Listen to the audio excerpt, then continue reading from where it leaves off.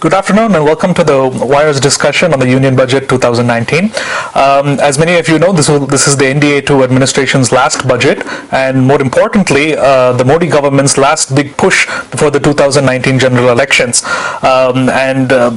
Before this, in the last few weeks, there has been a lot of attention and confusion on whether this budget would be a simple interim vote on account, matter-of-fact budget proposal, or whether it would show signs of being a more classic budget with major policy announcements.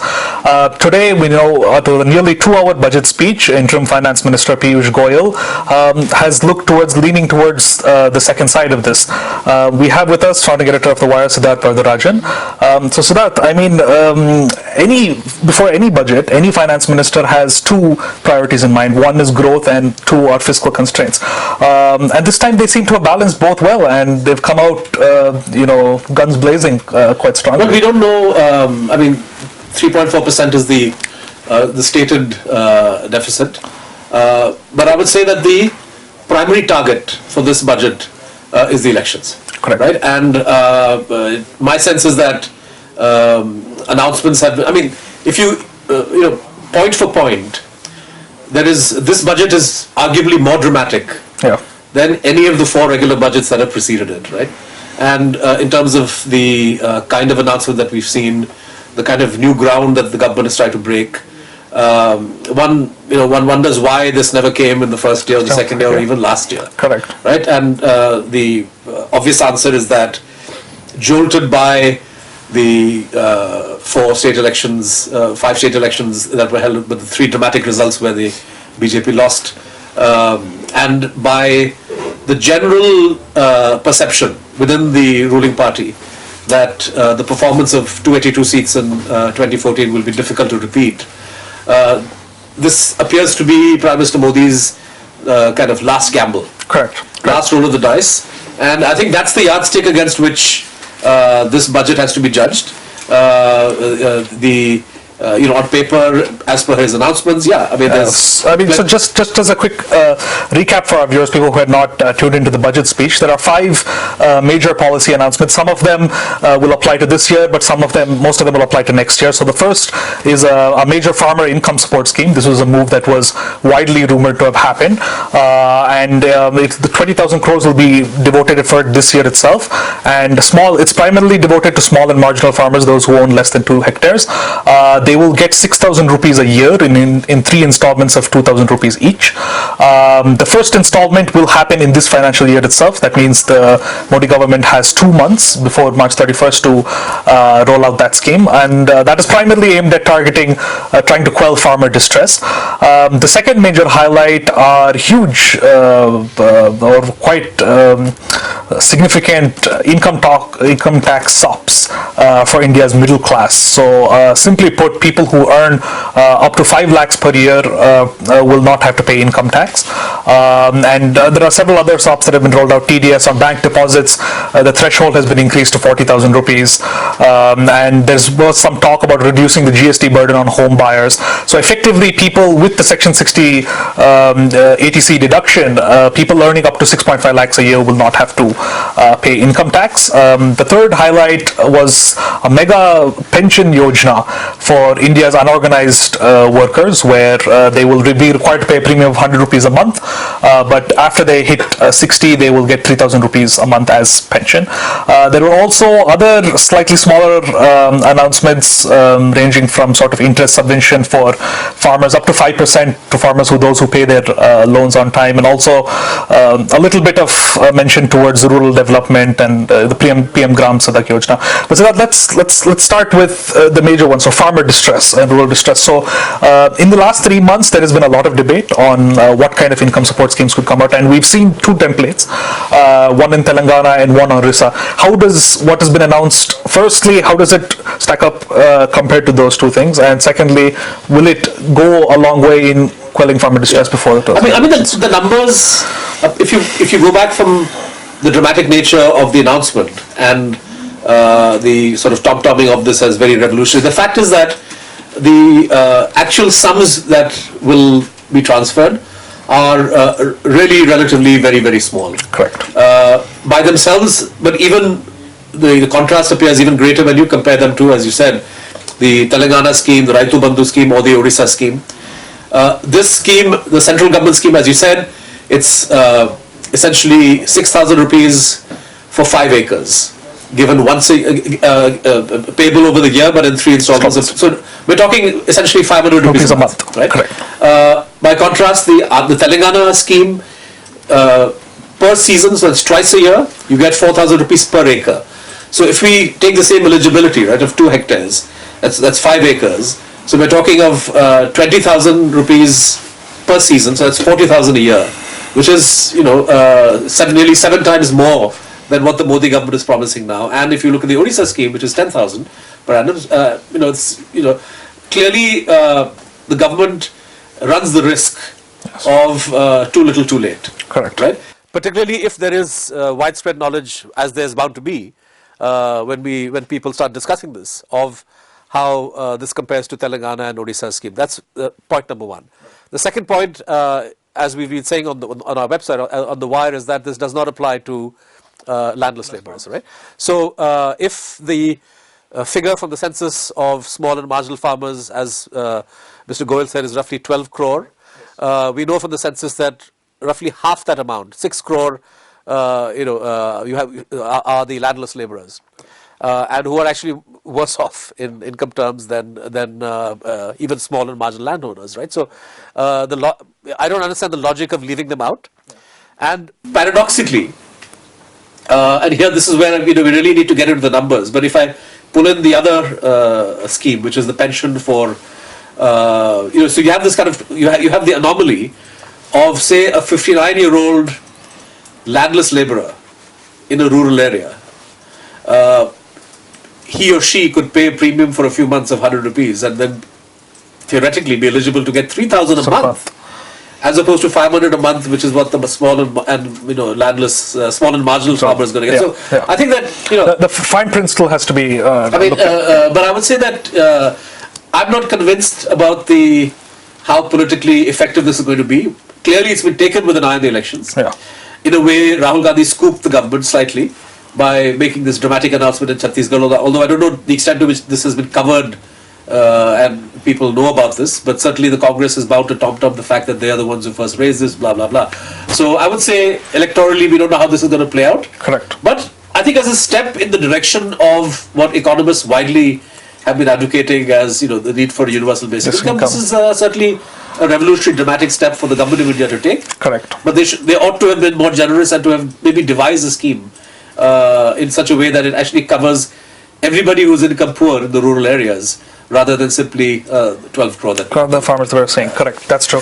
And then the second policy announcement, so Goyal, on Twitter and other online reactions, there was a certain sense of disappointment because he almost got through 80% of his speech without talking about Sops for India's middle income class. But when it's come, it's quite what was rumored. So from 2.5 lakh, the exemption limit has been raised to 5, TDS 40%, from 10%, capital gains on second homes, those have also been exempted. In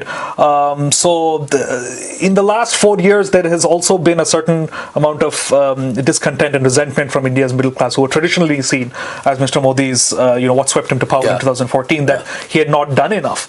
And so now, in an interim budget where, we don't know whether these tax proposals will be passed in this session, in the finance bill, it might be postponed to the next full budget.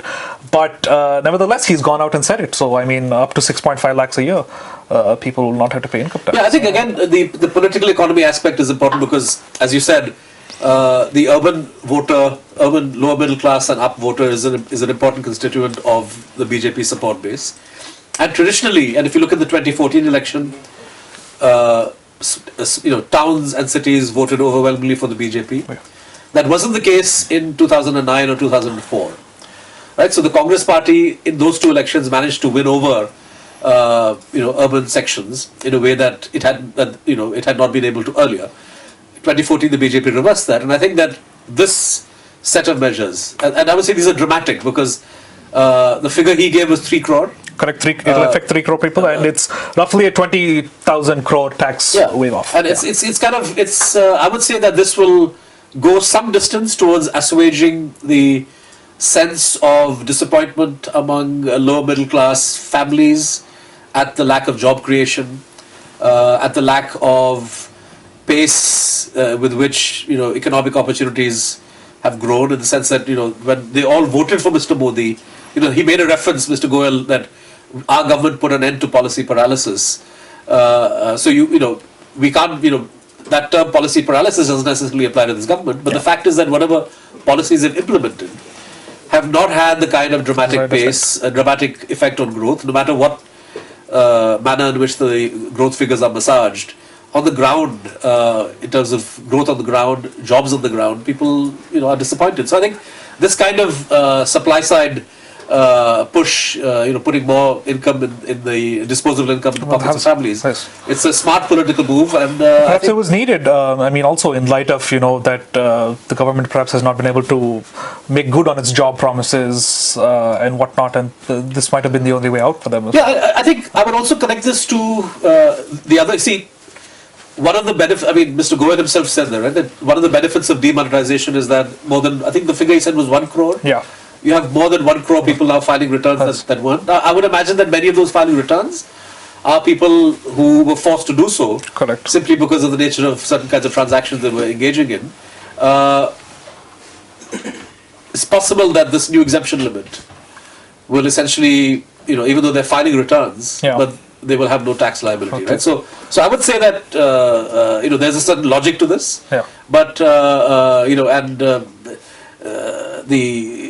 it's possible. One argument that I heard BJP spokespersons make on television was that this will encourage compliance. This will, the fact that tax, being a taxpayer is not so burdensome, may actually draw more people in the tax net. So it's possible that you would have all these kind of effects that also operate. Correct. But with these two things in mind, so first, for the farmer income support scheme, in this year itself, FY19, 20,000 crores has been allotted and 75,000 crores will be allotted next year. And with regard to these tax proposals, so the obvious question is, where is this money going to be coming in from? And Piyush Goyal, towards the end, he noted that our fiscal deficit, the target was 3.3%, it slipped to 3.4%. And I'm sure if you really, when people start looking at the budget documents really carefully, you'll find it's probably a little more than 3.4% when you include things like off-budget financing and whatnot. I think the markets might have even factored this in, because, for instance, the last 1 week, people were expecting fiscal deficit to slip to 3.6% and 3.7%. So they've shown that they don't mind it. So this fiscal consolidation talk that they were quite tough on and went after the UPA for, they don't mind relaxing it after. They stayed the course, I would think, for 3-4 years, but have now sort of loosen the purse strings a bit. Anuj, we haven't seen, at least before we started our discussion, the actual budget documents were not uploaded on the Finance Ministry website. But it's quite possible that one of the reasons why Goyal has been able to combine considerable, in terms of cash terms, considerable Sops, along with just a 0.1 percentage increase in the deficit, is perhaps there's been reallocation of expenditure under different heads. So I don't know, for example, if the Kisan Yojana, the basic income for small and marginal landowners, is being paid for through fresh money being raised, or has there been some reallocation of public expenditure within the rural development or agricultural budget, maybe irrigation, maybe the amount paid for irrigation sectors. Exactly. So we'll have to see exactly how the money's been found. Yeah. But you're right. I think that 0.1 slippage is not a big deal. Yeah. And of course, in the past they've resorted to PSUs buying each other's shares and all kinds of sort of financial kind of creative financing. On that point, for instance, so one thing that people expected him to speak out about was, for this year, the disinvestment target is 80,000 crores, and I think as of last month they've only hit 50% of it. So there was some talk about what he would do. He did talk about the remarks that he made on disinvestment divestment were on track, but there's no question on where is that, how is the divestment target for this year going to be met, but perhaps he will pull something out. Again, I come back to the political factor, Anuj, that this is an election budget. This is clearly Modinomics with a view to elections, right? Yeah. And when you're just less than 100 days away from elections, you aren't really looking to appease financial markets and big business in the way that you were trying to do so in your first, second, and third years. Right? Correct. Right now, the game is all for the hearts and minds of voters. Yeah. And particularly poorer voters who have not just been subjected to opposition rhetoric about this being a soot boot ki sarkar, but also have felt that in so many ways. Correct. Yeah. From developments all around them. Right. So, what can you do to mobilize support from poor farmers, workers in the unorganized sector, middle classes? That essentially seems to be what's driving this budget. Having said that, 0.1% is not a big slip, but I think that, and markets are probably going to give this budget a thumbs up. Yeah. For the simple reason that I would say that big money in India still wants, whatever its reservations may be about various policy decisions that the government took, particularly demonetization or the kind of slipshod implementation of GST. And other disappointments too. But on the whole, I think they recognize that this is a government that is good for big business. Correct. And so they will... even though the corporate income tax rate of 25%, that has still not been met, even though Jet Li announced it in 2014. But you're right, I feel that they're not going to be overly concerned. I mean the kind of shift that we saw, right, in the run-up to 2014, where the corporate sector as a whole clearly switched from backing the government of the day, which was the Congress, and lined up behind Modi. I don't see them defecting right now. There is dissatisfaction, but I think in the main they probably want Modi to come back. Right. So if this budget is what it takes to get Modi re-elected, I think you'll find the corporate sector lining up behind him. That's true. Even if they have misgivings about the practicalities of various provisions in this so-called interim budget. Yeah. Will, with regard to the 2018 elections, will implementation of this budget, so there are some aspects of it, for instance, the Farmer Income Support Scheme, 20,000 crores has been allocated for this year. So that means they have 2 months to get this scheme up and running. So they have to identify people, make sure, probably, I'm assuming that the direct bank transfer will be done through Aadhaar, and do all of it before March 31st. Will that play a factor into how it's viewed during the general elections, or do you feel that just the messaging and the promise of this is enough, even though they might not be able to deliver on the income support scheme or the mega pension Yojana by the time I'm absolutely certain that they will deliver that 2,000 rupees into people's accounts, 12 crore, maybe not 12 crore, maybe a couple of crore less. But this scheme has been unveiled precisely with that. I mean, otherwise there was no reason to make it retrospective, right, from December. Correct. So they fully intend to deliver on this because for them this is the big ticket to get them re-elected, right, or to win back the support from the farm sector, which has punished them in Chhattisgarh, Rajasthan, Madhya Pradesh, which is showing anger across the board, right? Maharashtra, various places. The farm sector, farmers are agitated and farmers are going through distress. So I would say they fully intend to do it. I would imagine that they will roll out elements of even the unorganized sector pension scheme. I think that the income tax, essentially interim budget, whatever you call it, this will be cleared by well in time and will be implemented because the whole design of these proposals is precisely to have them play an effective role in the BJP's election messaging. So otherwise, what's the point, right? So they will do it, and as to the effect it has, I'm sure that farmers, even poor workers in the unorganized sector, are going to say, well, why are you doing it now? What stopped you from coming up with these great ideas, 4 or 5 years ago? Particularly when other welfare measures, like Jean Drez, for example, like there was one part of the speech where he didn't go into details, Mr. Goyal, but he said we've done a lot for women and we will do more for women. But for the last 2 years, the National Food Security, the Food Security Act, which mandates payment of 5,000 for pregnant and lactating mothers as maternity benefit. This government has just unilaterally slashed that to I think 3,000. Right. So, at some level there is clearly political posturing happening now. and unwillingness to come good on proper, social security benefits. Correct. So people may see through this. Yeah, this sort of sleight of hand you're also seeing in Narega, for instance. For instance, Goyal said that the next year's budget, FY20, would be 60,000 crores, and as some analysts have already pointed out, that's already marginally less than what happened for FY19. Yeah. So it's possible that we're also seeing some redirection from traditional welfare schemes to more income transfer and whatnot. Yeah. Okay. So your closing remarks. So he's straddled both spheres quite carefully, growth and fiscal. Although we'll have to see the final details and how it will be done out. But Goyal has done a decent job. I would say that as far as the average voter is concerned, right? Growth is kind of a meaningless figure for her, as a concept, right? Because through all the years, Mr. Goyal says we're the fastest growing economy, etc. Right? What really matters at the end for the average voter? Jobs, the kind of income you earn, remuneration if you're a farmer, educational opportunities if you're a young person, and so on and so forth, right? So this budget clearly is a recognition of the fact that growth on the ground has not translated into tangible benefits on the ground. And I think that as analysts, as economists, as people in government, there's urgent need to understand why this is not happening. Like, why is growth not translating into benefits for ordinary people? So that you are forced then to come up with effectively social security schemes of one kind or the other. So I think that we need to subject that to a kind of analysis.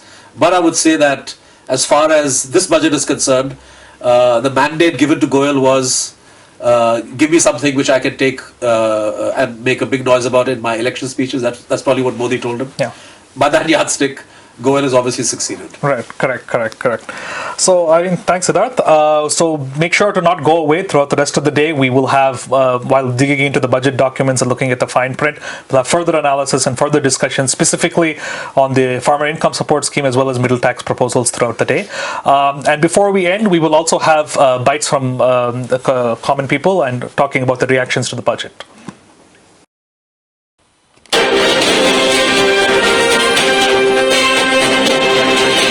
साहब, इस देश में budget का नाम का कोई system है ही नहीं, सिर्फ एक गवर्नमेंट ने पॉलिसी निकाल रखी होती है। इस साल हमने इतना टैक्स कलेक्शन करा, अब के इतना करना है, आम आदमी को उससे कोई लेना देना नहीं। उम्मीद ये है अगर महंगाई कम हो तो ठीक है, महंगाई तो बहुत बढ़ रही है। बजट आ रहा है, हमें तो यही उम्मीद है कि गवर्नमेंट मिडिल क्लास के लिए कुछ ना कुछ करेगी। गरीबों के लिए तो बहुत कुछ हो जाता है, अमीरों के लिए तो कोई बात नहीं। मिडिल क्लास पिछ रहा है, टैक्स भी दे रहा है और सब बदल के महंगाई भी सह रहा है, काम मंदा तो कुछ नहीं है। हमें फाइनेंस मिनिस्टर से अपील है कि मिडिल क्लास के लिए बहुत कुछ इनकम टैक्स में भी रिबेट दे। कोई गवर्नमेंट आती है मिडिल क्लास के लिए कुछ नहीं करती, जबकि ये सबसे ज्यादा टैक्स पेयर है। टैक्स में जो है कटौती की जाए, जितने भी गवर्नमेंट एम्प्लॉयज हैं वो यही उम्मीद करते हैं हमारा जो टैक्स है उसको कम किया जाए। मतलब उम्मीद मेरी ये है कि कम से कम जो माननीय प्रधानमंत्री जी हमारे, तो टैक्स पेयर तो हम हैं जो टैक्स दे रहे हैं, टैक्स पेयर के लिए क्या सुविधा वो मुहैया कराना चाह रहे हैं, टैक्स पेयर कहाँ जाए। मतलब आप जो है सारे पैसे टैक्स वाला टैक्स पेयर दे रहे हैं, सारा विकास जो है जो हम टैक्स देने वाले हैं उनके द्वारा हो रहा है। और हमारे लिए क्या सोचते हैं मोदी जी और क्या करना चाह रहे हैं, मैं जानना चाहता हूँ। मेरी उम्मीद ये है केंद्र सरकार से कि हर एक विषय पे ध्यान देना जरूरी है, जैसे कि शिक्षा के क्षेत्र पे, प्लस हमारे ग्रेजुएट लड़के हैं जो अभी फिलहाल में रोजगार से भटक रहे हैं, उनके लिए भी कोई अच्छा होना चाहिए। मिडिल क्लास वाला कोई एक्सपेक्ट नहीं कर सकता, उसकी कभी एक्सपेक्टेशंस पूरी हुई नहीं है। जो जिसको भी फायदा हुआ है या तो लोअर क्लास को है या अपर क्लास को है। बजट में तो टैक्स में राहत मिलनी चाहिए, बहुत टाइम से पिछले 4 साल से टैक्स में बिल्कुल राहत नहीं दी है। मोदी जी कह रहे मैंने फैक्ट्रियां बंद कर दी, मैंने ये कर दिया वो कर दिया। फैक्ट्री में जो मजदूर काम हो रहे थे वो बेचारे बेरोजगार होके आत्महत्या करने की नौबत आ रही है उनकी। फिर कहाँ से बेरोजगारी हट गई? बेरोजगारी तो बढ़ी है दिन प्रतिदिन बढ़ती जा रही है, घटने का तो नाम ही नहीं है। कोई आदमी कहाँ काम कर रहा है, कोई कहाँ काम कर रहा है, कभी उसको हटा रहे हैं, कभी कुछ कर रहे हैं, कभी कुछ कर रहे हैं, तो ऐसे ही चल रहा है बस। मोदी जी तो अपने बाहर घूम रहे हैं, बस देश विदेशों की रही वो कर रहे हैं, विदेश बनाएंगे विदेश बनाएंगे। लेकिन हमें तो ये लग रहा है कि हमारी जो सरकार है जो कहते हैं भाई पहले तो बड़े बड़े वादे कर रहे थे, हम गरीबी हटा देंगे, हम ये कर देंगे, बेरोजगारी खत्म कर देंगे। बेरोजगारी खत्म होने की बजाय हमें तो बेरोजगारी बढ़ती नजर आई है। मिडिल क्लास की जो रोज की चीजें वो तो सस्ती होनी चाहिए ना। पेट्रोल है, पेट्रोल पे इतना महंगाई कर रखी है और हम तो वैसे ही फील्ड की नौकरी करते हैं। फील्ड में तो नौकरी करते हैं तो उसमें कुछ बचा भी नहीं पाते। उसमें बचा भी नहीं पाते, केवल खर्चा ही चल पाता है, वो भी बहुत मुश्किल से।